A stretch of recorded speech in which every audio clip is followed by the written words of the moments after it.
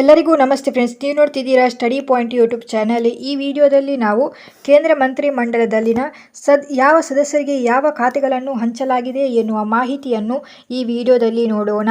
ಅದಕ್ಕಿಂತ ಮುಂಚೆ ಒಂದು ಹಿನ್ನೆಲೆಯನ್ನು ನೋಡೋಣ.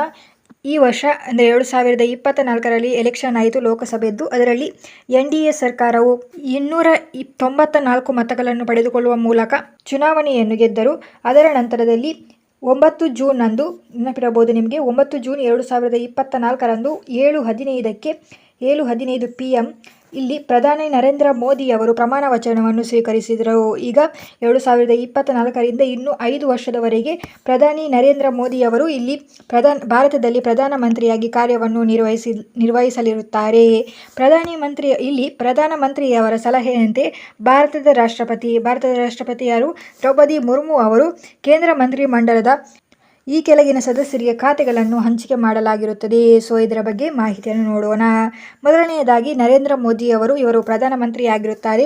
ಇವರು ಸಿಬ್ಬಂದಿ, ಸಾರ್ವಜನಿಕ ಕುಂದುಕೊರತೆಗಳು ಮತ್ತು ಪಿಂಚಣಿಗಳ ಸಚಿವಾಲಯ, ಪರಮಾಣು ಶಕ್ತಿ ಸಚಿವಾಲಯ ಅಥವಾ ಇಲಾಖೆ, ಬಾಹ್ಯಾಕಾಶ ಇಲಾಖೆ, ಎಲ್ಲ ಪ್ರಮುಖ ನೀತಿ ವಿಷಯಗಳು ಎನ್ನುವ ಇಲಾಖೆ ಮತ್ತು ಯಾವುದೇ ಸಚಿವರಿಗೆ ಹಂಚಿಕೆ ಮಾಡದ ಎಲ್ಲ ಇತರ ಖಾತೆಗಳನ್ನು ಇವರು ಉಸ್ತುವಾರಿ ಮಾಡಲಿರುತ್ತಾರೆ. ಮಾಹಿತಿ ನೆನಪಿಟ್ಟುಕೊಳ್ಳಿ. ಸಂಪುಟ ಸಚಿವರ ಬಗ್ಗೆ ಮಾಹಿತಿ ನೋಡೋಣ. ರಾಜನಾಥ್ ಸಿಂಗ್ ಅವರಿಗೆ ರಕ್ಷಣಾ ಸಚಿವಾಲಯವನ್ನು ನೀಡಲಾಗಿದೆ.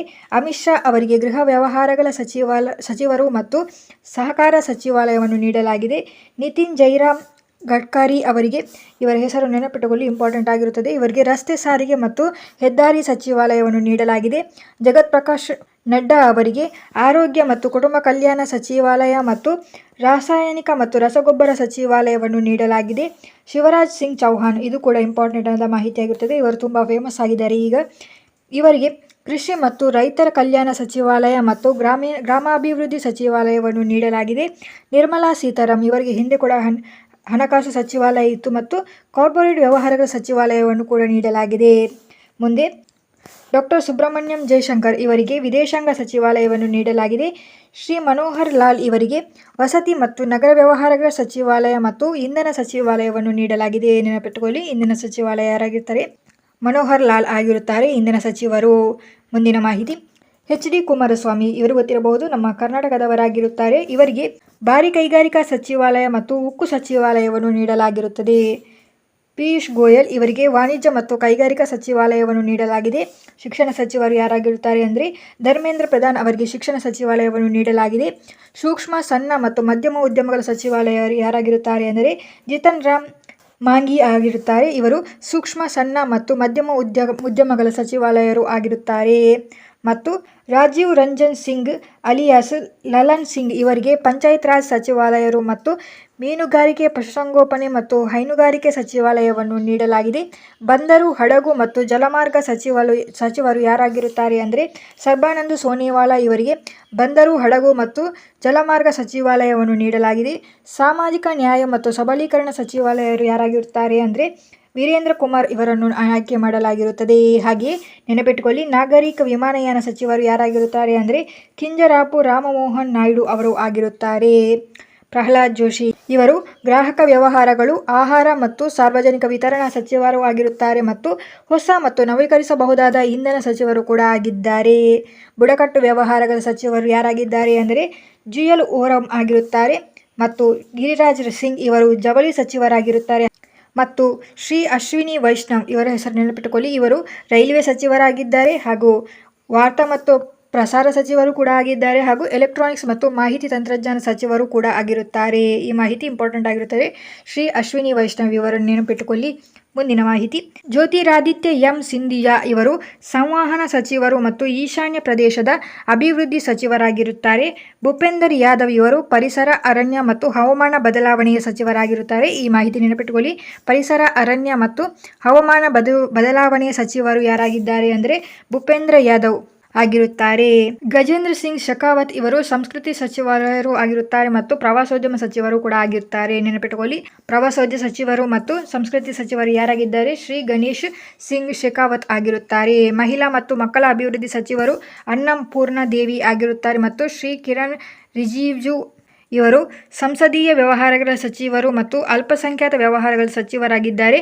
ನೆನಪಿಟ್ಟುಕೊಳ್ಳಿ. ಪೆಟ್ರೋಲಿಯಂ ಮತ್ತು ನೈಸರ್ಗಿಕ ಅನಿಲ ಸಚಿವರು ಯಾರಾಗಿದ್ದಾರೆ ಅಂದರೆ ಹರ್ದೀಪ್ ಸಿಂಗ್ ಪುರಿ ಆಗಿರುತ್ತಾರೆ. ಡಾಕ್ಟರ್ ಮನ್ಸುಖ್ ಮಂಡವಿಯಾ ಇವರು ಕಾರ್ಮಿಕ ಮತ್ತು ಉದ್ಯೋಗ ಸಚಿವರು ಆಗಿರುತ್ತಾರೆ ಮತ್ತು ಯುವ ವ್ಯವಹಾರ ಮತ್ತು ಕ್ರೀಡಾ ಸಚಿವರು ಕೂಡ ಆಗಿದ್ದಾರೆ. ಈ ಮಾಹಿತಿ ನೆನಪಿಟ್ಟುಕೊಳ್ಳಿ, ಇವರ ಖಾತೆ ಇಂಪಾರ್ಟೆಂಟ್ ಆಗಿರುತ್ತದೆ. ಮುಂದಿನ ಮಾಹಿತಿ, ಶ್ರೀಜಿ ಕಿಶನ್ ರೆಡ್ಡಿ ಇವರು ಕಲ್ಲಿದ್ದಲು ಸಚಿವರು ಮತ್ತು ಗಣಿ ಸಚಿವರು ಆಗಿರುತ್ತಾರೆ. ಚಿರಾಗ್ ಪಾಸ್ವಾನ್ ಇವರು ಆಹಾರ ಸಂಸ್ಕರಣಾ ಕೈಗಾರಿಕಾ ಸಚಿವರಾಗಿರುತ್ತಾರೆ ಮತ್ತು ಜಲಶಕ್ತಿ ಸಚಿವಾಲಯ ಇದರ ಸಚಿವರು ಯಾರಾಗಿದ್ದಾರೆ ಅಂದರೆ ಶ್ರೀ CR ಪಾಟೀಲ್ ಆಗಿರುತ್ತಾರೆ. ಈ ಮಾಹಿತಿ ಕೂಡ ಇಂಪಾರ್ಟೆಂಟ್ ಆಗಿರುತ್ತದೆ, ನೆನಪಿಟ್ಟುಕೊಳ್ಳಿ. ಸ್ವತಂತ್ರ ಉಸ್ತುವಾರಿಯನ್ನು ನೀಡಲಾದ ರಾಜ್ಯ ಸಚಿವರು ಯಾರಾಗಿರುತ್ತಾರೆ ಅಂತ ನೆನಪಿಟ್ಟುಕೊಳ್ಳಿ. ರಾಮ್ ಇಂದ್ರಜಿತ್ ಸಿಂಗ್, ಜಿತೇಂದ್ರ ಸಿಂಗ್, ಅರ್ಜುನ್ ರಾಮ್ ಮೇಘವಾಲ್, ಜಾಧವ್ ಪ್ರತಾಪರಾವ್, ಗಣಪತರಾವ್ ಮತ್ತು ಜಯಂತ್ ಚೌಧರಿ ಆಗಿರುತ್ತಾರೆ. ಇವರ ಹೆಸರು ನೆನಪಿಟ್ಟುಕೊಂಡ್ರೆ ಸಾಕಾಗುತ್ತೆ. ಮುಂದಿನ ಮಾಹಿತಿ ನೋಡುವ. ರಾಜ್ಯ ಸಚಿವರು ಇಲ್ಲಿ ಯಾರಿಗೆ ಯಾವ ಖಾತೆಯನ್ನು ನೀಡಲಾಗಿದೆ ಅಂತ ನೋಡುವ. ಮೊದಲನೆಯದಾಗಿ ಜಿತೇಂದ್ರ ಪ್ರಸಾದ್ ಇವರಿಗೆ ವಾಣಿಜ್ಯ ಮತ್ತು ಕೈಗಾರಿಕಾ ಸಚಿವಾಲಯದ ರಾಜ್ಯ ಸಚಿವರನ್ನು ಆಯ್ಕೆ ಮಾಡಲಾಗಿದೆ ಮತ್ತು ಎಲೆಕ್ಟ್ರಾನಿಕ್ಸ್ ಮತ್ತು ಮಾಹಿತಿ ತಂತ್ರಜ್ಞಾನ ಸಚಿವಾಲಯದ ರಾಜ್ಯ ಸಚಿವರು ಇವರಾಗಿರುತ್ತಾರೆ.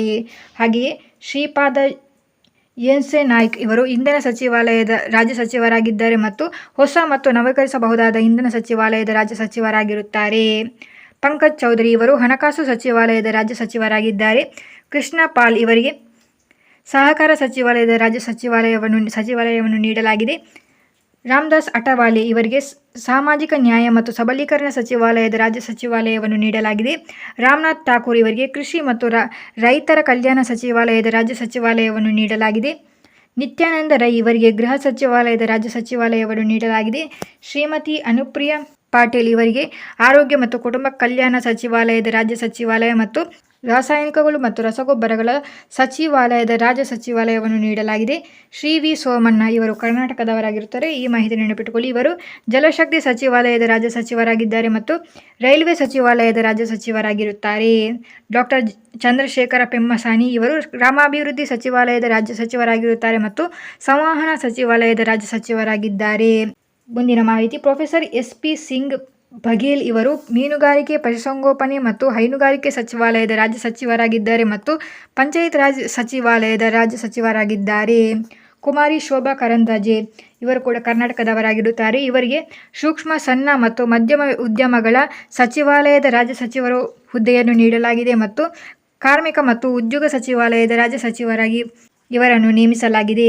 ಮುಂದಿನ ಮಾಹಿತಿ, ಕೀರ್ತಿವರ್ಧನ್ ಸಿಂಗ್ ಇವರು ಪರಿಸರ, ಅರಣ್ಯ ಮತ್ತು ಹವಾಮಾನ ಬದಲಾವಣೆ ಸಚಿವಾಲಯದ ರಾಜ್ಯ ಸಚಿವರಾಗಿದ್ದಾರೆ ಮತ್ತು ವಿದೇಶಾಂಗ ವ್ಯವಹಾರಗಳ ಸಚಿವಾಲಯದ ರಾಜ್ಯ ಸಚಿವರಾಗಿರುತ್ತಾರೆ. BL ವರ್ಮಾ ಇವರಿಗೆ ಗ್ರಾಹಕ ವ್ಯವಹಾರಗಳು, ಆಹಾರ ಮತ್ತು ಸಾರ್ವಜನಿಕ ವಿತರಣಾ ಸಚಿವಾಲಯದ ರಾಜ್ಯ ಸಚಿವರ ಹುದ್ದೆಯನ್ನು ನೀಡಲಾಗಿದೆ ಮತ್ತು ಸಾಮಾಜಿಕ ನ್ಯಾಯ ಮತ್ತು ಸಬಲೀಕರಣ ಸಚಿವಾಲಯದ ರಾಜ್ಯ ಸಚಿವಾಲಯ ಹುದ್ದೆಯನ್ನು ನೀಡಲಾಗಿದೆ. ಶಾಂತನು ಠಾಕೂರ್ ಇವರು ಬಂದರು, ಹಡಗು ಮತ್ತು ಜಲ ಮಾರ್ಗಗಳ ಸಚಿವಾಲಯದ ರಾಜ್ಯ ಸಚಿವರಾಗಿದ್ದಾರೆ ಮತ್ತು ಸುರೇಶ್ ಗೋಪಿ ಇವರು ಪೆಟ್ರೋಲಿಯಂ ಮತ್ತು ನೈಸರ್ಗಿಕ ಅನಿಲ ಸಚಿವಾಲಯದ ರಾಜ್ಯ ಸಚಿವರಾಗಿದ್ದಾರೆ ಹಾಗೂ ಪ್ರವಾಸೋದ್ಯಮ ಸಚಿವಾಲಯದ ರಾಜ್ಯ ಸಚಿವರಾಗಿದ್ದಾರೆ. ಡಾಕ್ಟರ್ ಎಲ್ ಮುರುಗನ್ ಇವರು ವಾರ್ತಾ ಮತ್ತು ಪ್ರಸಾರ ಸಚಿವಾಲಯದ ರಾಜ್ಯ ಸಚಿವರಾಗಿದ್ದಾರೆ ಮತ್ತು ಸಂಸದೀಯ ವ್ಯವಹಾರಗಳ ಸಚಿವಾಲಯದ ರಾಜ್ಯ ಸಚಿವರಾಗಿದ್ದಾರೆ. ಶ್ರೀ ಅಜಯ್ ತಾಮ್ತಾ ಇವರು ರಸ್ತೆ ಸಾರಿಗೆ ಮತ್ತು ಹೆದ್ದಾರಿಗಳ ಸಚಿವಾಲಯದ ರಾಜ್ಯ ಸಚಿವರಾಗಿರುತ್ತಾರೆ. ಕಮಲೇಶ್ ಪಾಸ್ವಾನ್ ಇವರು ಗ್ರಾಮಾಭಿವೃದ್ಧಿ ಸಚಿವಾಲಯದ ರಾಜ್ಯ ಸಚಿವರಾಗಿದ್ದಾರೆ ಮತ್ತು ಭಾಗೀರಥ ಚೌಧರಿ ಇವರಿಗೆ ಕೃಷಿ ಮತ್ತು ರೈತರ ಕಲ್ಯಾಣ ಸಚಿವಾಲಯದ ರಾಜ್ಯ ಸಚಿವಾಲಯವನ್ನು ನೀಡಲಾಗಿದೆ. ಸತೀಶ್ ಚಂದ್ರ ದುಬೆ ಇವರಿಗೆ ಕಲ್ಲಿದ್ದಲು ಸಚಿವಾಲಯದ ರಾಜ್ಯ ಸಚಿವಾಲಯ ಹುದ್ದೆ ಮತ್ತು ಗಣಿ ಸಚಿವಾಲಯದ ರಾಜ್ಯ ಸಚಿವಾಲಯ ಹುದ್ದೆಯನ್ನು ನೀಡಲಾಗಿದೆ. ಸಂಜಯ್ ಸೇಠ್ ಇವರಿಗೆ ರಕ್ಷಣಾ ಸಚಿವಾಲಯದ ರಾಜ್ಯ ಸಚಿವಾಲಯವನ್ನು ನೀಡಲಾಗಿದೆ. ರವನೀತ್ ಸಿಂಗ್ ಇವರಿಗೆ ಆಹಾರ ಸಂಸ್ಕರಣಾ ಕೈಗಾರಿಕಾ ಸಚಿವಾಲಯದ ರಾಜ್ಯ ಸಚಿವ ಹುದ್ದೆಯನ್ನು ನೀಡಲಾಗಿದೆ ಮತ್ತು ರೈಲ್ವೆ ಸಚಿವಾಲಯದ ರಾಜ್ಯ ಸಚಿವಾಲಯ ಹುದ್ದೆಯನ್ನು ನೀಡಲಾಗಿರುತ್ತದೆ. ಶ್ರೀ ದುರ್ಗಾದಾಸ್ ಯುಕಿ ಇವರಿಗೆ ಬುಡಕಟ್ಟು ವ್ಯವಹಾರಗಳ ಸಚಿವಾಲಯದ ರಾಜ್ಯ ಸಚಿವಾಲಯ ಹುದ್ದೆಯನ್ನು ನೀಡಲಾಗಿದೆ. ಶ್ರೀಮತಿ ರಕ್ಷಾ ನಿಖಿಲ್ ಖಡ್ಗೆ ಇವರಿಗೆ ಯುವ ವ್ಯವಹಾರಗಳು ಮತ್ತು ಕ್ರೀಡಾ ಸಚಿವಾಲಯದ ರಾಜ್ಯ ಸಚಿವಾಲಯ ಹುದ್ದೆಯನ್ನು ನೀಡಲಾಗಿರುತ್ತದೆ ಮತ್ತು ಶ್ರೀಕಾಂತ ಮಜುದಾರ್ ಇವರಿಗೆ ಶಿಕ್ಷಣ ಸಚಿವಾಲಯದ ರಾಜ್ಯ ಸಚಿವಾಲಯ ಹುದ್ದೆ ಮತ್ತು ಈಶಾನ್ಯ ಅಭಿವೃದ್ಧಿ ಸಚಿವಾಲಯದ ರಾಜ್ಯ ಸಚಿವಾಲಯ ಹುದ್ದೆಯನ್ನು ನೀಡಲಾಗಿದೆ. ಶ್ರೀಮತಿ ಸಾವಿತ್ರಿ ಠಾಕೂರ್ ಇವರಿಗೆ ಮಹಿಳಾ ಮತ್ತು ಮಕ್ಕಳ ಅಭಿವೃದ್ಧಿ ಸಚಿವಾಲಯದ ರಾಜ್ಯ ಸಚಿವಾಲಯ ಹುದ್ದೆಯನ್ನು ನೀಡಲಾಗಿದೆ. ಶ್ರೀ ತೋಕನ್ ಸಾಹು ಇವರಿಗೆ ವಸತಿ ಮತ್ತು ನಗರ ವ್ಯವಹಾರಗಳ ಸಚಿವಾಲಯದ ರಾಜ್ಯ ಸಚಿವಾಲಯ ಹುದ್ದೆಯನ್ನು ನೀಡಲಾಗಿದೆ ಮತ್ತು ಶ್ರೀ ರಾಜ್ ಭೂಷಣ್ ಚೌಧರಿ ಇವರಿಗೆ ಜಲಶಕ್ತಿ ಸಚಿವಾಲಯದ ರಾಜ್ಯ ಸಚಿವಾಲಯ ಹುದ್ದೆಯನ್ನು ನೀಡಲಾಗಿದೆ ಹಾಗೂ ಭೂಪತಿ ರಾಜು ಶ್ರೀನಿವಾಸ ವರ್ಮ ಇವರಿಗೆ ಭಾರೀ ಕೈಗಾರಿಕೆಗಳ ಸಚಿವಾಲಯದ ರಾಜ್ಯ ಸಚಿವಾಲಯ ಹುದ್ದೆ ಮತ್ತು ಉಕ್ಕು ಸಚಿವಾಲಯದ ರಾಜ್ಯ ಸಚಿವಾಲಯ ಹುದ್ದೆಯನ್ನು ನೀಡಲಾಗಿರುತ್ತದೆ. ಹಾಗೆಯೇ ಹರ್ಷ್ ಮಲ್ಹೋತ್ರಾ ಇವರಿಗೆ ಕಾರ್ಪೊರೇಟ್ ವ್ಯವಹಾರಗಳ ಸಚಿವಾಲಯದ ರಾಜ್ಯ ಸಚಿವಾಲಯ ಹುದ್ದೆಯನ್ನು ನೀಡಲಾಗಿದೆ ಮತ್ತು ರಸ್ತೆ ಸಾರಿಗೆ ಮತ್ತು ಹೆದ್ದಾರಿಗಳ ಸಚಿವಾಲಯದ ರಾಜ್ಯ ಸಚಿವಾಲಯ ಹುದ್ದೆಯನ್ನು ನೀಡಲಾಗಿದೆ. ಶ್ರೀಮತಿ ನಿಮುಬೇನ್ ಜಯಂತಿಬಾಯಿ ಬಂಬಾನಿಯಾ ಇವರಿಗೆ ಗ್ರಾಹಕ ವ್ಯವಹಾರಗಳು, ಆಹಾರ ಮತ್ತು ಸಾರ್ವಜನಿಕ ವಿತರಣಾ ಸಚಿವಾಲಯದ ರಾಜ್ಯ ಸಚಿವಾಲಯ ಹುದ್ದೆಯನ್ನು ನೀಡಲಾಗಿದೆ. ಶ್ರೀ ಮುರಳೀಧರ ಮೊಹೇಲ್ ಇವರಿಗೆ ಸಹಕಾರ ಸಚಿವಾಲಯದ ರಾಜ್ಯ ಸಚಿವಾಲಯ ಹುದ್ದೆ ಮತ್ತು ನಾಗರಿಕ ವಿಮಾನಯಾನ ಸಚಿವಾಲಯದ ರಾಜ್ಯ ಸಚಿವಾಲಯ ಹುದ್ದೆಯನ್ನು ನೀಡಲಾಗಿದೆ. ಶ್ರೀ ಜಾರ್ಜ್ ಕುರಿಯನ್ ಇವರಿಗೆ ಅಲ್ಪಸಂಖ್ಯಾತ ವ್ಯವಹಾರಗಳ ಸಚಿವಾಲಯದ ರಾಜ್ಯ ಸಚಿವಾಲಯ ಹುದ್ದೆ ಮತ್ತು ಮೀನುಗಾರಿಕೆ, ಪಶುಸಂಗೋಪನೆ ಮತ್ತು ಹೈನುಗಾರಿಕೆ ಸಚಿವಾಲಯದ ರಾಜ್ಯ ಸಚಿವಾಲಯ ಹುದ್ದೆಯನ್ನು ನೀಡಲಾಗಿದೆ. ಹಾಗೂ ಶ್ರೀ ಪಬಿತ್ರ ಮಾರ್ಗರೇಟಾ ಇವರಿಗೆ ವಿದೇಶಾಂಗ ವ್ಯವಹಾರಗಳ ಸಚಿವಾಲಯದ ರಾಜ್ಯ ಸಚಿವಾಲಯ ಹುದ್ದೆ ಮತ್ತು ಜವಳಿ ಸಚಿವಾಲಯದ ರಾಜ್ಯ ಸಚಿವಾಲಯ ಹುದ್ದೆಯನ್ನು ನೀಡಲಾಗಿರುತ್ತದೆ. ಸೊ ಇದು ಕೇಂದ್ರ ಸಂಪುಟದ ಖಾತೆಗಳ ಹಂಚಿಕೆಯಾಗಿತ್ತು. ಇಲ್ಲಿ ನೀವು ಮೇಯ್ನ್ ಆಗಿ ಸಂಪುಟ ಸಚಿವರು ಇರುತ್ತಾರಲ್ಲ ಅವರ ಮಾಹಿತಿಯನ್ನು ತುಂಬ ಇಂಪಾರ್ಟೆಂಟ್ ಆಗಿ ನೆನಪಿಟ್ಕೊಳ್ಳಬೇಕಾಗಿರುತ್ತದೆ. ಅಂದರೆ ರಾಜನಾಥ್ ಸಿಂಗ್ ಅವರಿಗೆ ಯಾವ ಖಾತೆಯನ್ನು ನೀಡಲಾಯಿತು ಅಥವಾ ನಿತೀಶ್ ಜೈರಾಮ್ ಗಡ್ಕರಿ ಇವರಿಗೆ ಯಾವ ಖಾತೆಯನ್ನು ನೀಡಲಾಯಿತು ಅನ್ನೋ ಕ್ವಶನ್ ಎಲ್ಲ ಹೆಚ್ಚಾಗಿ ಕೇಳಬಹುದಾಗಿರುತ್ತದೆ. ಮೇಯ್ನಾಗಿ ಸಂಪುಟ ಸಚಿವರ ಹುದ್ದೆಗಳು ಇಂಪಾರ್ಟೆಂಟ್ ಆಗಿರುತ್ತದೆ, ಅವರನ್ನು ನೆನಪಿಟ್ಟುಕೊಳ್ಳಿ. ಮತ್ತು ಕರ್ನಾಟಕದಲ್ಲಿರುವ ರಾಜ್ಯ ಸಚಿವರು ಹುದ್ದೆಗಳು ಯಾವ್ದು ಇರುತ್ತದೆ ಅದನ್ನೆಲ್ಲ ನೆನಪಿಟ್ಕೊಳ್ಬೇಕಾಗುತ್ತೆ. ಸೊ ಐ ಹೋಪ್ ಈ ವಿಡಿಯೋ ನಿಮಗೆ ಇನ್ಫಾರ್ಮೇಟಿವ್ ಆಗಿತ್ತು ಅಂತ ಅನ್ಕೋತೀನಿ. Thank you.